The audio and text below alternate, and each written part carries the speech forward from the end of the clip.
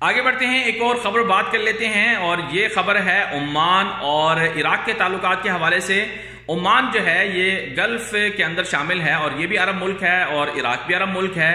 Oman اور عراق کے تعلقات 30 سال پہلے جب عراق نے حملہ کیا تھا کویت کے اوپر، اس وقت خراب ہو گئے تھے، جس طرح سے باقی خلیجی ممالک نے عراق کے ساتھ تعلقات توڑ لیے تھے کویت پر حملے کی وجہ سے، اسی طرح سے عمان نے بھی توڑ لیے تھے۔ اب خبر یہ سامنے آئی ہے کہ عمان نے عراق کے ساتھ تعلقات بحال کرنے کا فیصلہ کیا ہے۔ 30 سال کے بعد عمان جو ہے اپنا سفارت خانہ عراق کے اندر بغداد کے اندر کھولنے جا رہا ہے، اور آپس میں معاملات طے پا گئے ہیں۔ اچھی بات ہے، عراق اپنے طور پر مستحکم ہو رہا ہے، عراق کے اندر جو بدامنی ہے وہ بھی ختم ہو رہی ہے، اور سعودی عرب نے اس سے پہلے 30 سال کے بعد جو ہے عراق کے ساتھ تعلقات قائم کیے۔ اب باقی جو خلیجی ممالک ہیں وہ بھی عراق کے ساتھ تعلقات قائم کر رہے ہیں۔